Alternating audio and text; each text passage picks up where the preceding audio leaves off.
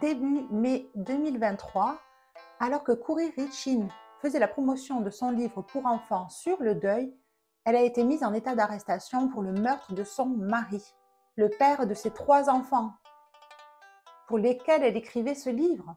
Son mari, Eric Richin, est décédé 1 an plus tôt, le 4 mars 2022. Et il est décédé dans des circonstances mystérieuses. Alors n'oubliez pas que cette vidéo a pour but de discuter, de s'informer et de comprendre les faits.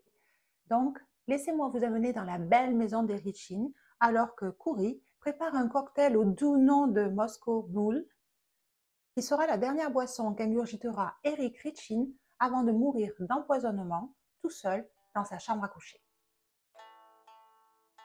Tout se passe en Utah, dans la petite ville de Camas, à 60 km à l'est de Salt Lake City. La famille Richin sont des notables dans la région, ils sont très connus et ils ont une bonne réputation. Ils ont travaillé dur pour acquérir tous leurs biens et leurs domaines. Eric Richin a 39 ans au moment de sa mort. Quand il était jeune, il passait son temps à aider son père à s'occuper du ranch familial, à s'occuper des vaches et des chevaux qu'ils avaient dans leur ranch. Il adorait ça. Il est le plus vieux des 3 enfants et il a 2 petites sœurs, dont Cathy, qui va être importante dans l'affaire. Après avoir eu son diplôme à l'université de l'Utah, il est parti en mission humanitaire au Mexique. Il est allé pendant 2 ans reconstruire un village. Il y a appris à parler couramment espagnol. À son retour, en 2005, il a rencontré Julie Jorgensen, qu'il a épousée immédiatement. Mais le mariage ne s'est pas bien fini, ils ont divorcé en 2009. Et ce mariage lui a coûté très cher. Et ça va lui servir de leçon pour la suite. Et après son divorce douloureux, il va, avec son meilleur ami, Cody Wright, fonder une entreprise de maçonnerie spécialisée dans la vieille pierre. Et cette entreprise va être florissante. En 2013, elle est estimée à 2,5 millions de dollars. Un jour, Eric, qui faisait des achats à Home Depot, rencontre Kouri. Elle a 6 ans de moins que lui et elle aussi est allée à l'université de l'Utah. Mais à ce moment-là, elle est caissière pour Home Depot. Et tous les deux, ils vont avoir un coup de foudre. Ils vont tomber amoureux, être inséparables et dans la même année, ils vont se marier. La date est fixée pour le 15 juin 2013. Et un fait important, c'est que c'est le même jour où le contrat prénuptial va être signé. Et tout simplement parce que c'est la famille de Eric qui va obliger Kouri à signer ce contrat. Le contrat prénuptial que va signer Kouri stipule 2 choses importantes. La première, c'est que tous les biens qu'ils avaient avant le mariage n'est pas partagé. Chacun garde ses propres biens. Et le deuxième point, c'est que tous les biens acquis durant le mariage ne sont pas partagés non plus. Ils reviennent à ceux qui les ont gagnés. Par exemple, si Eric, avec l'argent de son entreprise, décide d'acheter une maison de vacances, alors s'il y a un divorce, la maison n'est pas partagée. Elle lui appartient à lui.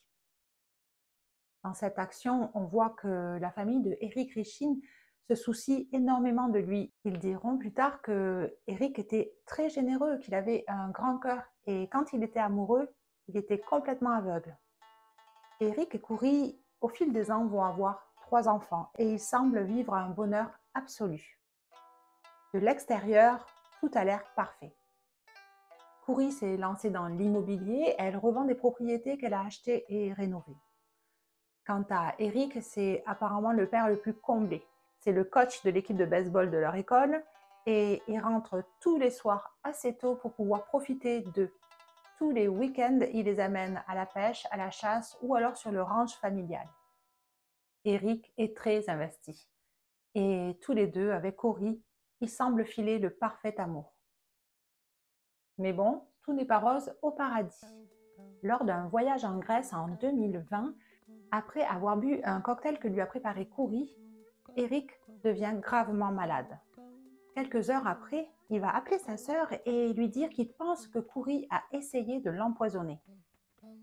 Bon, je ne sais pas vous, mais moi, quand je suis malade, c'est pas la première chose à laquelle je pense que mon conjoint a essayé de m'empoisonner. Surtout si on est à l'étranger.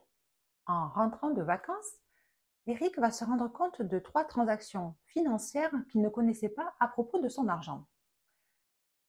La première, c'est que sa femme a fait une hypothèque sur leur maison de Camas pour 250 000 dollars. La deuxième, c'est qu'il y a 100 000 dollars qui a été retiré de ses comptes, plus un crédit à son nom de 30 000 dollars.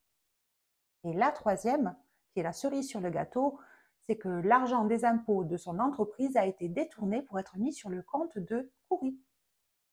Aussitôt, Eric va engager un avocat spécialisé dans le divorce et aussi un conseiller juridique financier.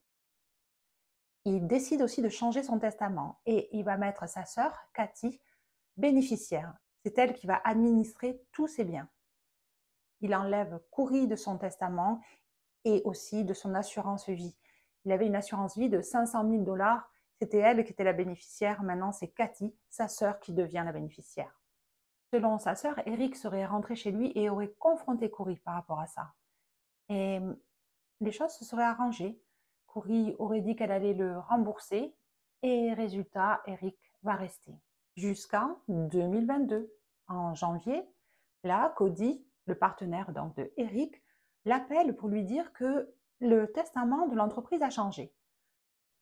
Apparemment, Eric donnerait ses parts à Coury et plus à Cody. Eric n'est pas du tout au courant de cette transaction et tous les deux, lui et Cody, vont revoir le notaire et remettre tout comme avant. C'est-à-dire que si Eric venait à décéder, Cody serait le seul actionnaire de l'entreprise. À ce point-là de l'histoire, les choses semblent complètement folles. La famille de Eric doit s'inquiéter, Cody, aussi son partenaire, doit s'inquiéter. Mais pourtant, rien ne bouge. Le jour de la Saint-Valentin, le 14 février 2022, en rentrant du travail entre midi et 2, Eric voit un sandwich sur la table avec un petit mot d'amour de la part de Coury. Il le mange. Quelques minutes après, il est malade.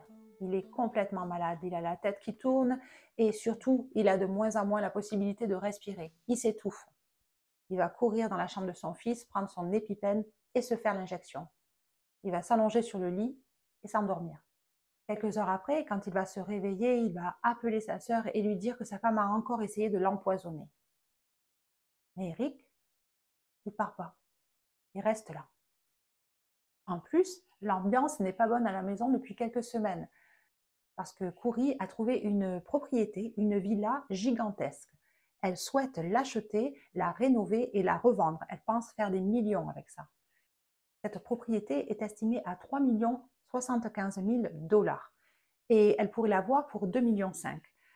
Mais Eric, il n'est pas chaud pour ça. Il a peur. Il trouve que c'est beaucoup d'argent. Mais Coury souhaite faire l'acquisition de cette villa. Elle s'appelle la Grande Maison. C'est une immense villa qui donne sur les montagnes de l'Utah. C'est très beau. Et cette villa a 12 salles de bain. Elle est immense. Elle peut accueillir jusqu'à 60 personnes. À côté de la villa, il y a une petite maison. 4 chambres, 3 salles de bain pour les domestiques. Elle veut absolument acquérir cette maison. Mais pour Eric, c'est trop cher, trop risqué. Il a peur de faire faillite sur ce coup-là. Il va en parler à Cody, il va en parler à sa sœur. Mais cela, apparemment, n'a pas arrêté Coury, qui a fait une offre et l'offre a été acceptée.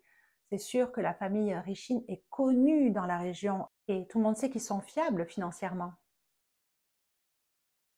Et début mars, Eric décide d'être beaucoup plus ferme et de lui dire qu'il ne veut pas faire cette transaction et aussi qu'il a enlevé de son testament.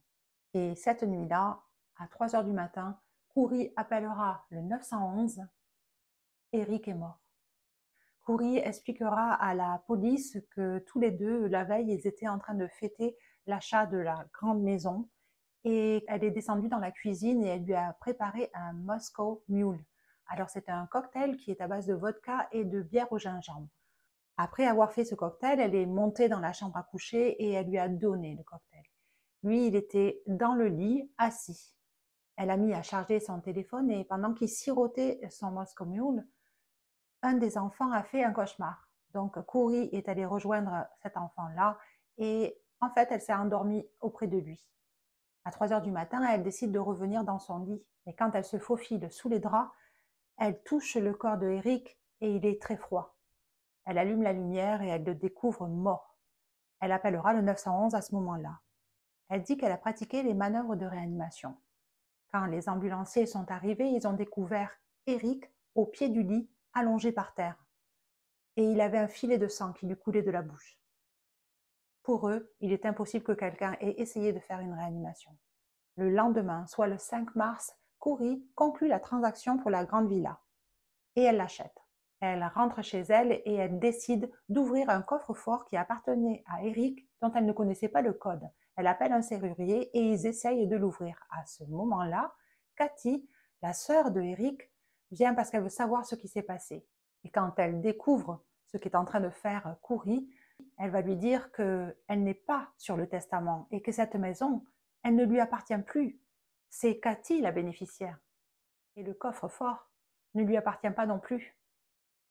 Apparemment, Corey va s'énerver et elle va se jeter sur elle et la frapper. Le shérif de la ville de Camas va être obligé d'intervenir. Les résultats de l'autopsie montreront que Eric est décédé d'une forte dose de fentanyl, une overdose en fait. Et c'est du fentanyl qu'il a ingurgité, qui est passé par l'estomac. Le fentanyl, c'est un médicament, un opiacé extrêmement puissant. Et ça peut être utilisé pour les chirurgies. C'est un antidouleur. Durant les mois qui vont suivre jusqu'à l'arrestation de Corey, elle fera plusieurs choses. La première, c'est qu'elle dira à tout le monde que son mari est décédé d'un anévrisme cérébral. Elle a essayé de revendre la maison, la grande maison, à 5 millions de dollars, mais elle n'a pas réussi et de toute manière, la transaction a été annulée, faute de paiement.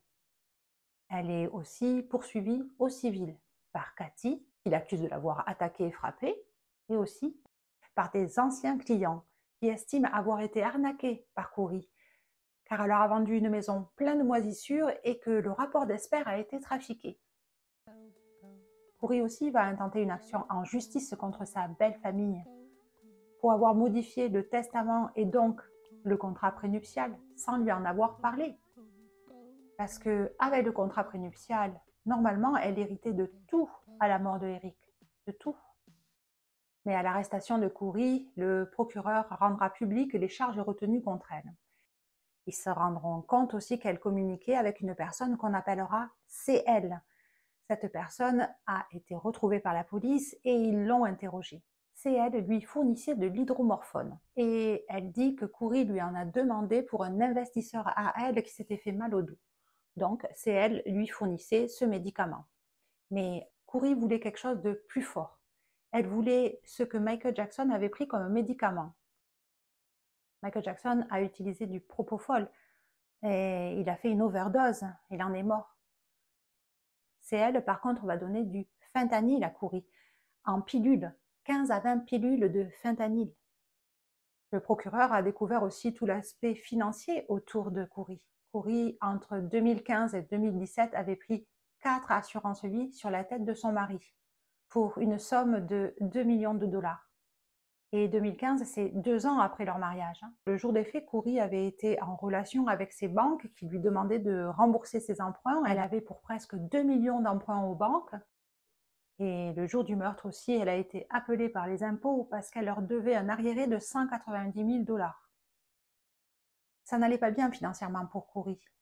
Corey est actuellement incarcérée dans une prison et elle n'a pas eu droit à une caution. Donc elle va rester enfermée jusqu'à son procès. Elle a plaidé non coupable aux charges d'homicide aggravé sur son mari et aussi à la possession de drogue dans le but de redistribuer. À ce jour, elle est considérée comme innocente jusqu'à son procès. Selon mon opinion, je trouve ça en fait horrible d'avoir écrit un livre pour enfants si elle a tué son mari. Alors, est-ce qu'elle essaye de se faire pardonner en enlevant un petit peu de tristesse à ses enfants? Franchement, je pense que c'est plutôt pour le côté financier des choses. Je pense qu'elle essayait aussi de faire de l'argent sur le meurtre de son mari. Et en plus, elle a fait toutes ces interviews sans alliance. Le deuil, elle, je pense qu'elle l'a fait. Et la deuxième chose, et c'est ce qui me chagrine le plus en fait, pourquoi Eric n'est pas parti? Est-ce que c'est à cause des enfants? Il n'est pas parti parce que, comme beaucoup de personnes en fait, de personnes qui sont battues et qui restent jusqu'au prochain coup qui peut être mortel. Les avocats de Kouri vont sans doute salir l'image de Eric. Ils vont sans doute plaider le fait qu'il devait être toxicomane avant. Et d'ailleurs, elle-même commence à dire que depuis une blessure qu'il avait eue quand il était à l'université, il se plaignait souvent de douleurs dans le dos et qu'il prenait des médicaments sur une base régulière. Mais personne dans sa famille était au courant de ça. Les avocats vont aussi sans doute essayer de retourner la situation en disant que c'est Eric qui était très contrôlant vis-à-vis de Kouri. Parce que c'est vrai qu'au niveau financier, je pense que ça a dû être dur pour elle. Elle évoluait dans un monde de gens qui sont riches alors qu'elle n'avait aucun bien. Et donc, si vous êtes encore là, ben, je vous demanderai de me laisser un commentaire et de me dire ce que vous pensez. Est-ce que Kouri a tué son mari? Et pourquoi en fait? Est-ce que c'était juste pour l'argent? Mais sinon, vous pouvez liker, vous abonner et partager un petit peu d'amour dans la journée. En attendant, moi je vais préparer la prochaine histoire pour mercredi prochain et profiter du printemps. Et j'espère que vous aussi, vous profitez du printemps et surtout de la vie. You know, my kids and I kind of wrote this book on the different emotions and grieving processes that we've experienced. Be nice each other, let's heartbeat together.